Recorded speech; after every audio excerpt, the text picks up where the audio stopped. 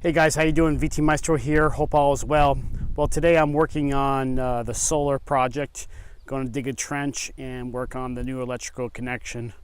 And I'm still waiting for some parts to come in, some new disconnect switches that are fused. And then I'll do some work inside. So I'll show you the process here. So this will be part 4 on the video series. So I need to dig a trench here from the new array to the existing array and be running my new wire through. With a pole disconnect, and I'm actually going to change out this disconnect over here. This is a 30 amp disconnect, but it's not fused, so I want to fuse it. All right, so I've gone ahead and just edged what I need to cut out here with edger here. Did it by hand and foot. All right, so the trench is coming along nicely. I'm close to 18 inches. Got my pickaxe out, making it nice and deep. Check that out. All dug by hand. So I'm running my conduit now. I'm gonna go ahead and just put my markings in because I want to run my wire in and do my gluing once I have everything lined up. So right now I'm lining things up. I'm gonna put my markers in so I know where I am. When I go and glue, I can just line up my black marks and I'm all set.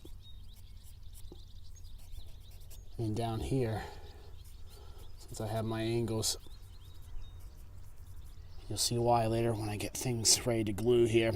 Here's my slip right here. I put one in, expansion joint, so that the pipe moves up and down because water or expansion heat from the sun, it'll go up and down.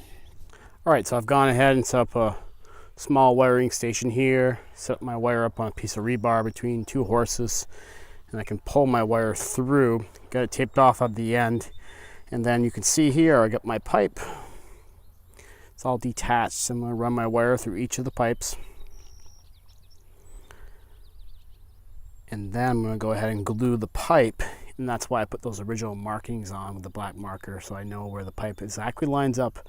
So before I go ahead and pull the wire through the conduit, I'm going to go ahead and use some cable ties every foot or 18 inches to just make the cable more manageable as it gets pulled through.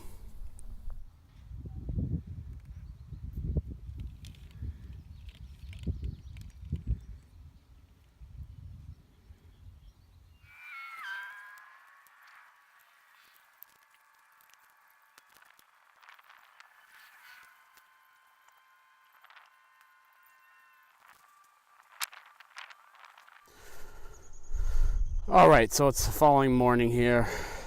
You can see I'm working on getting the trench filled in. Got most of it filled in. I'm leaving 2 or 3 inches on the top for good soil. Hauling away all the old sod. I have a lot of clay soil here, so I figure I'll put something good down here. Grow some new grass, cover it with some straw, and let that go. Just cleaning up today. Then I'll continue to work on the wiring. Taking care of business here.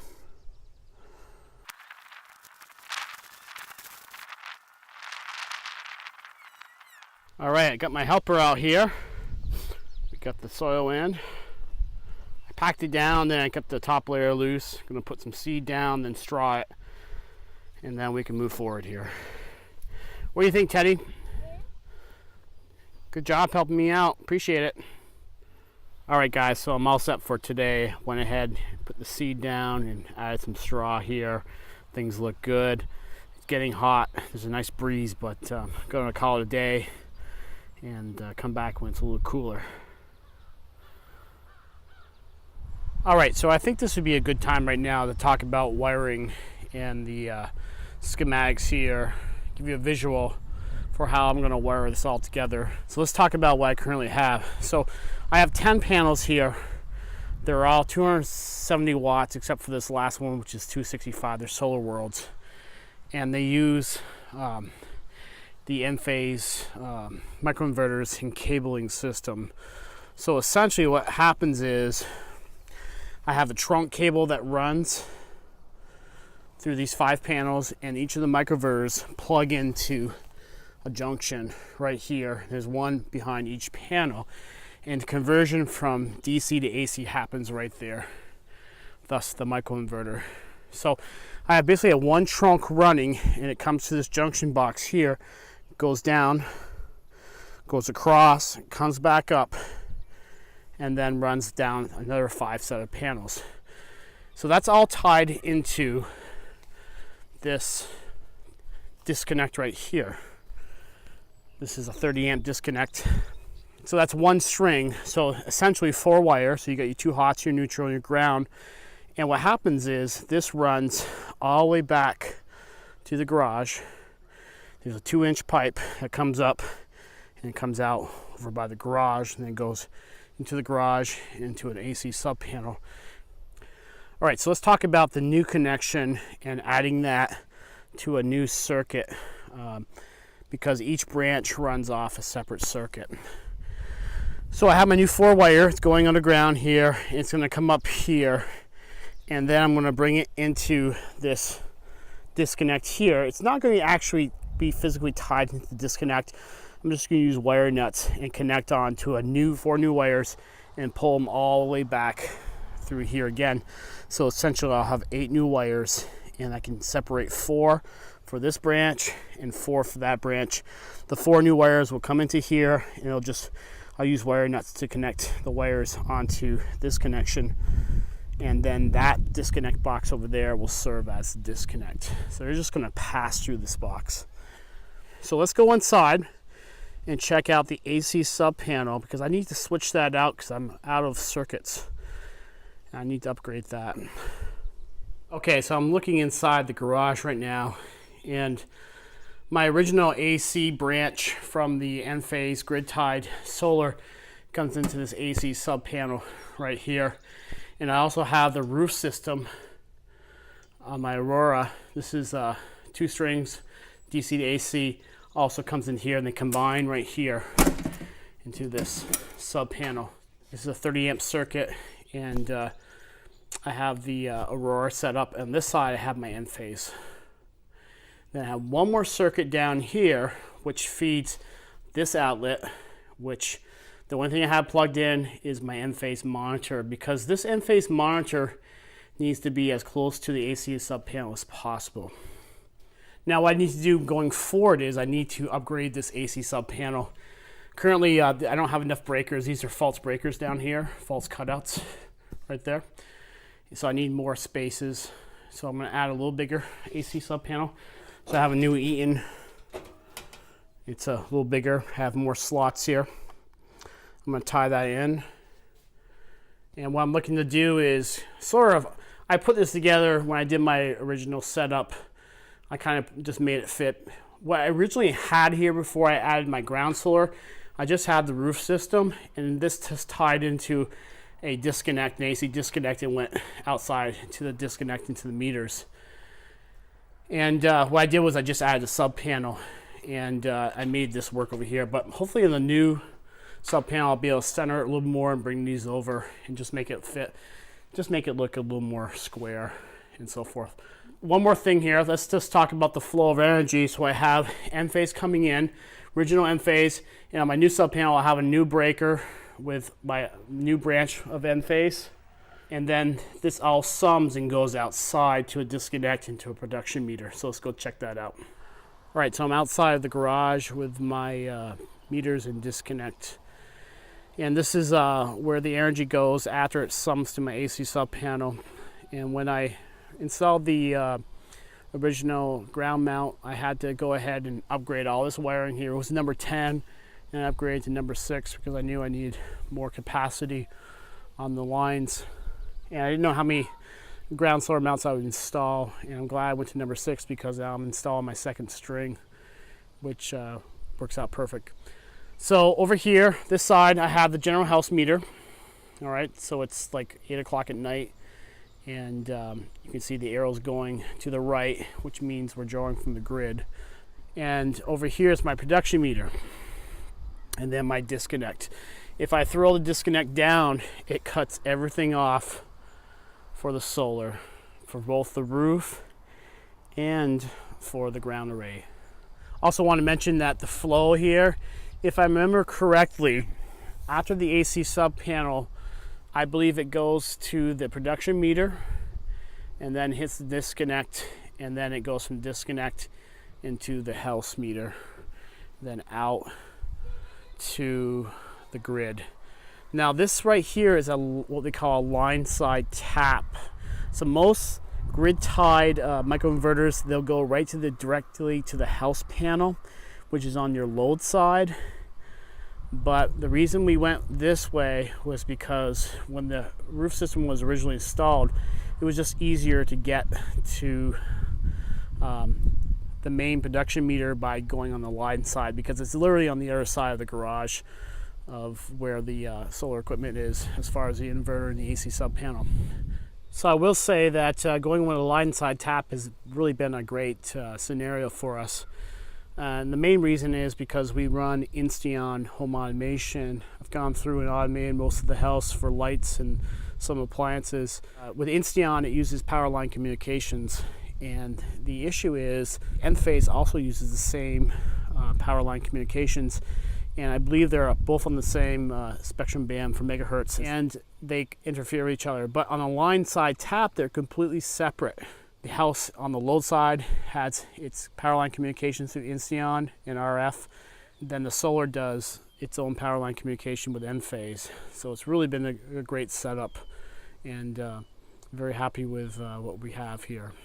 All right, so there we go. In a nutshell, there's the wiring, hands-on approach here, visual of seeing that. As I continue on with the project, I'll show you how I wire things and what disconnects are doing what, and the path and the flow and so forth. The good thing about this project is a lot of it's already done. So the balance of the system with the production meter, cables, and the main disconnect, it's already done. So I don't have to worry about that. But in this case, I do have to install a new AC sub panel, but that's going to be pretty easy because I'm just changing it out for a bigger one. So there we go. There's the wiring in a nutshell. All right, guys. Today I'm working on making some connections here. Here's my 30 amp fuse disconnect, and I'm going to connect my wire from here up into there. I'm going to use some flexible conduit to make those connections. Looking at changing out this box here for a fused disconnect. Same 30 amp square D, but it'll be fused. So I'm gonna change that out. I'm gonna have to cover my panels and when I disconnect everything because I don't want it under load. So I got that to do. And the last thing is I need to jig my trench here so I can connect from this array right here to that array over there. It's going to be very similar to what I have right there. All right, so that's what I have on tap today. Just going to do some small things. It's super humid out and super hot. All right, so I want to show you the wiring I have done so far on this disconnect for the new solar array. As you can see, I got my flexible conduit all installed. Also have a slip down here. And it's probably a little bit overkill, but in case that pipe moves, I want to make sure this doesn't get pulled on, so the slip should work. Also, I have some flexibility in this conduit. Let's also take a look at the wiring so far. So I have the disconnect here, and I have my 4 wires coming out. I have one going to green, which is bonded to the disconnect. And I also have my neutral, which I've capped off. This neutral is going to connect to the Enphase trunk cable, which is going to come up through here and then go to my microinverters and solar panels. Then I have my 2 hot wires coming up here through the top. You can see right there. On the left, I got black. On the right, I have the red.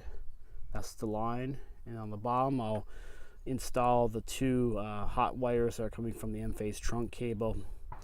And again, connect the neutrals together and then insert my fuses, and this disconnect will be all set to go. But for right now, before I have the trunk cable installed, this is all I can do.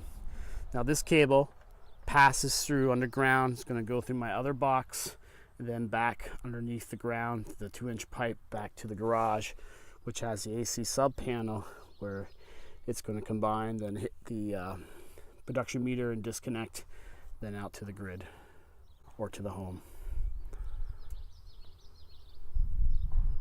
All right, so I'm working second shift tonight to change out this sub panel behind me. Gonna put the bigger one in with more slots and try to get it lined up a little better. And hopefully this won't take too long. It's pretty straightforward. I'm just switching things out. Went ahead and threw the disconnect outside that shuts off everything. And I also turned off this disconnect right here for the DC. Even though it's dark outside, there could still be some voltage up there. So I cut that off, and then I'll open the panel up and make sure there's no voltage inside the sub panel. All right, I got the sub panel opened up here, and I have my tester here, just checking everything, make sure everything's dead. This would be buzzing like crazy if there was still voltage present. So we're in pretty good shape here. I'll start pulling this apart. All right, taking a quick peek at the inside of this new sub panel. It's a 12 space, 24 breaker. First thing I notice is a bonding strap right here from the ground to the neutral bus bar. So that needs to be removed because it's a sub panel, and I need to have the ground and neutral separate and not bonded together. All right, so I have the sub panel out. Just wire spaghetti here. So time to put the new sub panel up. So here's my hole, and these are my number 6 wires that go out to the disconnect and meters. And I'm at the end of the cable right there. So I'm thinking maybe I'll drill a new hole somewhere around here. Depending on how the new sub panel fits, we'll make it work. It's the following morning, and I got the sub panel in. Did it like at finished up at 2 a.m. and pretty pleased with the results. I still need to add a couple breakers here. I need to put a 30 amp right here for my midnight surge protection device, the lightning arrestor, which is coming tomorrow. And another breaker here for my new end phase. I got my current end phase right here, my current roof solar, and my extra breaker right here, which leads to my end phase and light and monitor. You can see I put some space in there, between there. And let me back up here a little bit so you can see. Just spaced it out, made it a little bit more even and get centered here. So I think it looks a little better. So I'm pretty pleased with that. I did miss one thing in the panel. You can see I forgot to put a wire nut down here and a plastic bushing. So I'm going to go ahead and just pull off the lines for the roof solar right now. Pull all the wires and get them through a wire nut and a plastic bushing, then put it back together here. Everything's de-energized. I'm not just sticking my fingers in there. I went through my tester and made sure I had everything off. Also, I did energize the system this morning, and everything's working great. Roof solar, end phase. So all the connections are good. Everything's been done right. So today is a pretty nice day to work outside and to change out this disconnect, as well as pull my new lines through the conduit. It's pretty cloudy out today, not going to make a ton of electricity. So that's a good chance and opportunity to get this work done. All right, YouTube, you can see I have every panel covered. I need to disconnect the main trunk cable going into my disconnect box here. Whenever you disconnect a panel, it should not be under load, so you need to cover them. Instead of disconnecting every panel, I just need to disconnect that one trunk cable. Let's go ahead and take a look at this disconnect in the wiring right now. So this is the disconnect. I'm going to change out to a fused version. And my trunk cable comes up from this junction box, which goes down the line. So I'm going to change this out. I got to make sure there's no voltage on these wires coming up. So I'll both test it with my tester and use my mini amp clamp, which I have a previous video on. I placed the disconnect to the off position here. It doesn't matter because I've also turned off the power to the main system at the AC sub panel inside, as well as the main disconnect from the main panel. So this whole system is going to be dead and safe to work on. So take a look at this. One of the tarps blew off the end panels, the last 3 panels. So let's look at the voltage on that trunk cable line right now. It should be somewhat hot. Okay, so that's why you need to cover your panels, because there's all this voltage coming through. So I got everything disconnected here. I'm keeping my ends all capped here, especially my my black and red, my hot wires here, just in case any voltage makes it through the covering and the end-phase trunk line.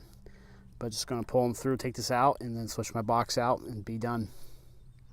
All right, you can see I got the box off. I got my new box here. All right, looks the same. It just has the fuse inside. And I've gone ahead and already pre-installed some of my flexible conduit fittings just to make it go faster. I did that the other night. Pretty cool. Let's get it mounted. So I got my trunk cable back in to the new disconnect here. Just this pretty standard wiring here. Green to the bus bar. Then I got my 2 hot lines here.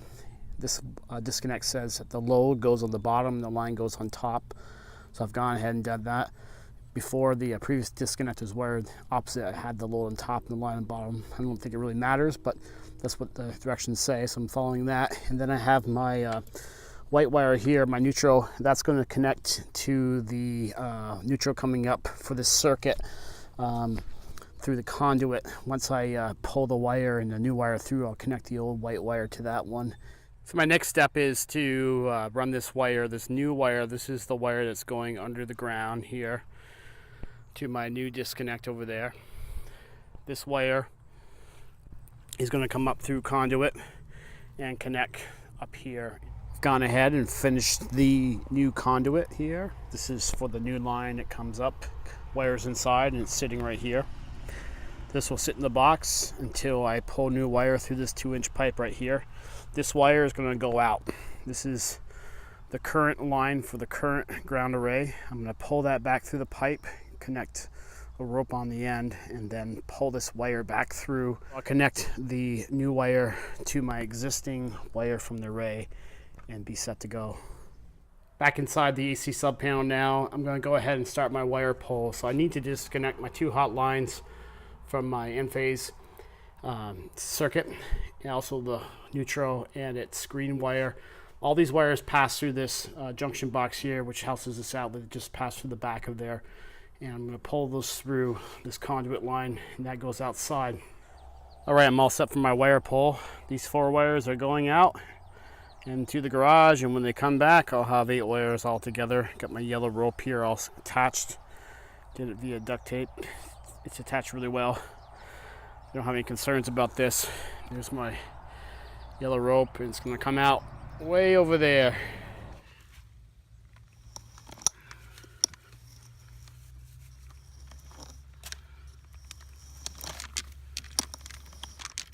All right, so I got the cable pull done with a little help from my wife. She was feeding it while I was pulling, and went pretty quick. So this is the start of the cable. This is what was in the AC sub panel. As you can see, it goes all the way back to the garage. So my next step is to go ahead and cut 4 more wires to length, the same length as this, and then I'll pull all 8 wires back through to the junction box. Here's my setup for running some new cable, pulling it out and cutting it to length. So let's check this out here. I got it between 2 horses on a piece of rebar. And I have a piece of rebar staked in right here, and I have one way down at the end of the other run, about 3 or 4 feet past that. And what I'm going to do is I'm going to pull out my cable and run it all the way down, tie it around the piece of rebar, come back here, tie it around here, cut it, and that'll be 1 length. So I have to do that 4 times, and I'll have my new cable set for my new array. On my last cable run here, let's walk and talk, shall we? So I think I picked the right day to do this project because it's been sprinkling here and there, no sun, except for being really muggy. It's a perfect day because I'm not making that much solar energy, so I might as well shut the system down, work on the new array. Also thinking too that if any of these wires ever fail me, the alternative to running 8 wires would be to have a sub panel on the outside, perhaps on that pole there, and have the 2 arrays summed to that on separate breakers, and then run 1 wire set back to the garage. That'd be 4 wire, be bigger, that could carry the load from the 2 panels. and that would be another way of doing it. I just chose to do it this way because I had the wire.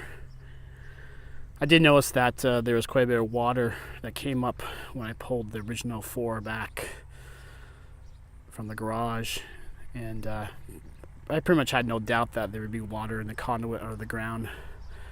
As one knows, conduit usually takes on water. So if they ever fail these wires, I'll probably just go ahead and pull one more set of bigger wires and put an AC sub panel outside. So I'm going to go ahead and color code my wire because it's all black. So each end has to be the same color. And that's one of the reasons I tied it off on loops, so I know which one is different from each other wire. So my top one here, I'm going to go ahead and keep that black. Next one I'll do, let's say, white, and then red, and then green. And as long as I do that order on each loop at each end, I'll be fine. And it's okay to use all black wire as long as you correctly label it with the correct color. Just finished up labeling the lines color-wise. And I did it about 10 feet on each end, just in case I lose the ends. I still know the colors of the lines. And I'm going to zip tie the new line. The original line is already zip tied black. New line will be zip tied in white, so I'll know the difference between the two lines when I pull them through. Sometimes you have to think these things out, and I'm glad I'm thinking this one out here. So once I get done with the zip ties, I'm going to be ready to pull the cable, all 8 wires back to the disconnect. So I went ahead and sawzawed my 2-inch pipe here just because I know it's going to be a bear trying to get 8 wires around that 3/4 inch elbow right there. And I also want to put a 2-inch expansion in over here, and that will allow movement if the PVC goes down, up or down, and then there'll be some flexibility in moving forward, and nothing will come apart. One of the tricks I do when I'm taping up my wire to be pulled with the rope is I make sure that I tape the wire underneath the rope, so then when I want to take the duct tape off, it's just a real easy light slice with my utility knife, and that way I'm not cutting into the wire. And when you slice across this nylon rope, it's really forgiving. So it's a little trick I learned how to do here, just kind of on the fly, which is cool.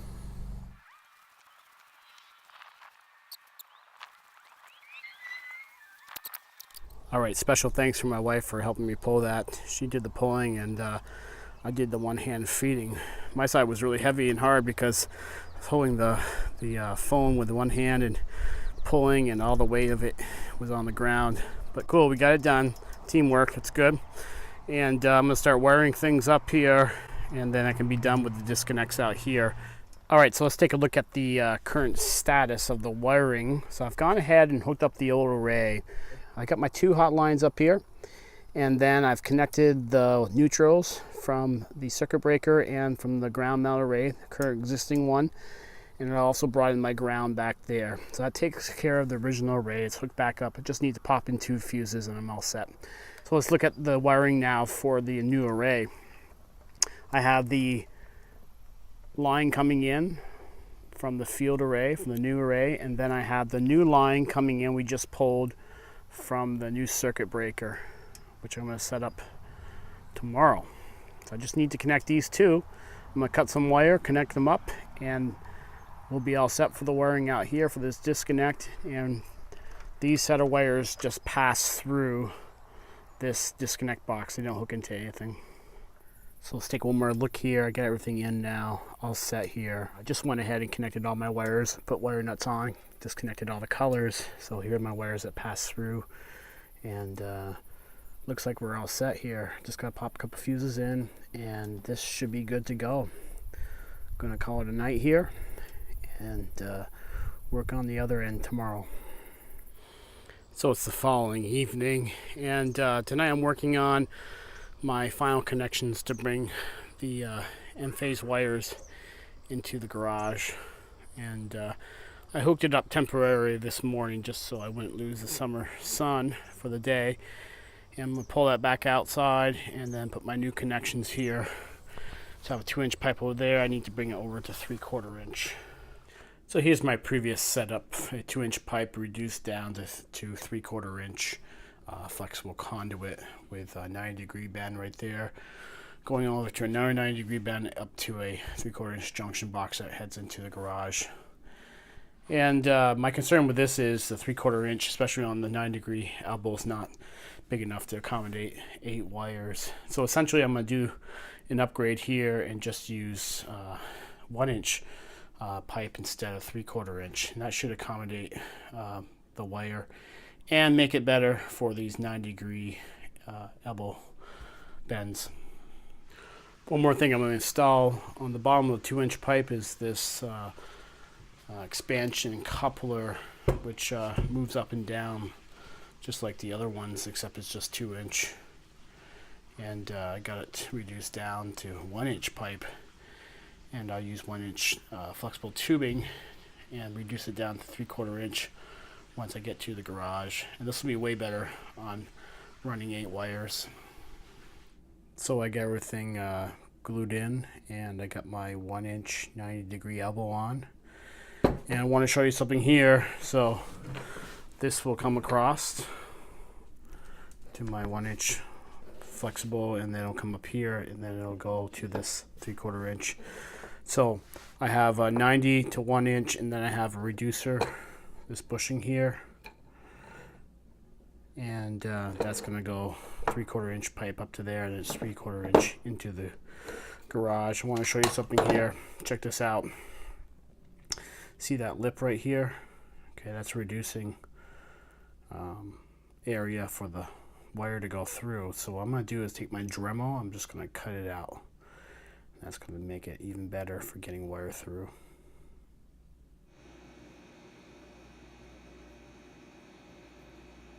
So I got everything in, all set here. Check this out. Looking good. It went in really easy and far exceeds my expectations here. Very pleased with this. Just going to zip tie this 1-inch line to other PVC pipes here, just secure it, but there's still a lot of flexibility in that line in case anything moves. It's good to go. Alright guys, I want to give you an update here and show you what I've been doing for the wiring in the sub panel. I got all my lines in, and I've had to make a few modifications, and let's take a look here. Also going to wire up a Midnight Solar SPD 300 AC, which is a surge protection device, or commonly referred to as a lightning arrestor. And I'm going to put that in on the sub panel in a parallel configuration on its own circuit breaker, so it protects all of the AC side on the sub panel.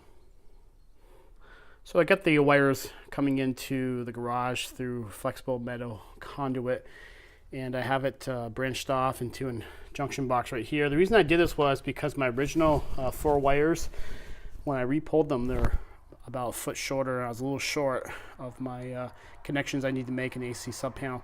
So what I did was I terminated the 4 wires there, and then added 4 more wires and connected on, and now I have the right length. Plus I have the new 4 running through, which are just running through, passing through the box, and they're going through here, coming out over here. And then I have feeding my 20 amp breaker right here, which is for the original M phase. I'm going to add 20 amps right here on the new line, which is right here, these yellow wires right here. This is the new branch. I'll wire those in shortly. And I also added a 20 amp circuit breaker up here. This is going to feed my Midnight Solar SPD 300 AC version. So that's where we're at. Was also able to take off, I had originally had the 4 wires feeding into here and passing through this junction box with the outlet behind the outlet into there. I was able to wire behind, so I took off the flexible metal conduit off that outlet box. So I think it looks a little better. Everything's running behind now, which is cool. All right, guys, wrapping up this part of the video. This is part 4 of the DIY grid-tied solar installation series that I'm doing. So I want to thank you for hanging in there. It's about 35 minutes altogether. Got a lot of stuff done, as you can see, and very pleased with the progress. Everything's working. Still have a little work to do in the panel here. You can see in the bottom of the panel, I got the Midnight Solar Surge Protection Device, or the lightning arrestor. Blue LEDs means everything's working fine. When those go out, it means we had a surge and it's done its job to protect things.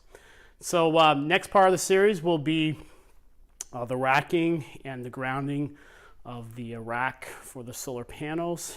And it's probably going to go a little quicker now because that's going to be pretty straightforward. So again, thanks for hanging in there. Hey, I want to mention one other thing here. If you're not comfortable doing this yourself, then hire a professional. But I've worked a lot with electricity and home improvement projects, so I'm pretty comfortable doing this myself. But if you're not, you know, this is lethal voltage and it can kill you. So just keep that in mind. You know, I take no responsibility if you hurt yourself or kill yourself doing something like this because you followed my videos. So just want to throw that out there, all right? So again, thanks for watching. You know what to do. Like, subscribe, big thumbs up, it's appreciated. And we'll catch you next time on my channel. All right, thanks guys.